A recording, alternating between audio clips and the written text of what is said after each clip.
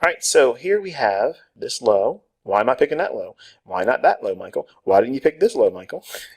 This movement here, this is the most recent swing low. It rallied up and it created a higher high right above these relative equal highs. So there, at 0.1 to 0.2, that's your dealing range.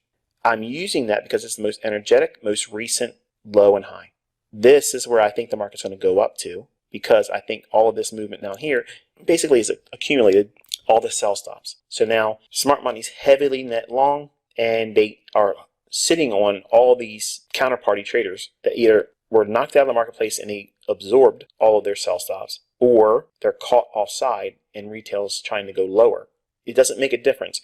I'm not suggesting that you should even waste any time trying to figure out what that is. I'm just saying that below old lows is sell stops, below old highs is buy stops. Just have it in mind. It's just that simple. Now, knowing that by itself is not enough. You need to know what is likely to occur. Here is the midnight candle in New York, and that's your New York midnight opening price. This is the price I want to preferably be buying below. Now, there are instances where the opening price will be lower and then the market is trading higher but doesn't go back below the midnight opening price. This is why I said 8:30 opening price. 8:30 is when a news embargo lifts, and a lot of news comes in around 8:30 typically, and I use that opening price there. This is kind of like just a dandy of a setup. It means it's really good. I like these types of setups, what I'm going to show you here.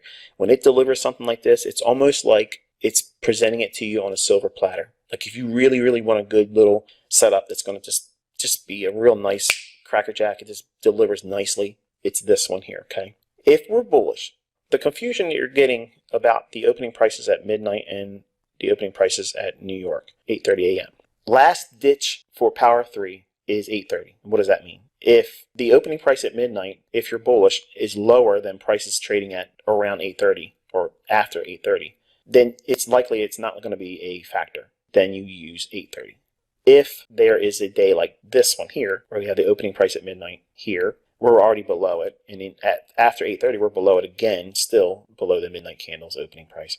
We're really in a discount. Like we're really, really cheap on the day when we're bullish. Inside this range, it moved from here to here and then started retracing down after midnight. Notice that? So all of this here is a Judas swing. Judas swing is the move that's opposite to what you expect the daily range to be. So if we're bullish and we think it's going up here, we like this movement going down. You may not feel comfortable buying the London or overnight lows. That's fine. You don't need to. Wait for 8:30. If we drop below 8:30's opening price, and here's the kicker, we're below the opening price at midnight too, we are really, really oversold. Visually see what's being shown here. Below the opening price, you want to be a buyer at midnight. By itself, that's always the basis of what I'm trying to do each day. Then, if we get an 8:30 candle that opens below the midnight candle, and then we have a movement below that, that move here also is like a micro Judas swing for the session of New York. This is a Judas swing on the daily range or the daily candle. So this is basically building the low of the daily candle. This is building the low of the New York session. Both are using the Power of 3 concept, which is accumulation, manipulation, distribution. So what we're saying is this movement below the opening price at 8:30 and below the opening price at midnight, each move lower is the trap. It's the snare that catches traders thinking it's going down. Now I'm down into a 5-minute chart. Right there. See that fair value gap right there? See these two down closed candles? See that? That's your order block. That's bullish. Your fair value gap. At 8:30, we have a drop down. At 8:30, we're looking to the left and see where are our short-term swing lows, because we want to absorb sell stops, because smart money will pair that with their buys, and we're looking for an imbalance preferably, and we just happen to have it also with an order block. So we have a lot of things happening here. It comes down, hits it, and then rallies. 8:30 opening price, we find it come back down into it, finds some support, and springs aggressively above these short-term highs. By itself, that right there is enough. But if you're holding it for the daily range, you're going to wait for it to reach up in here, and it does so here.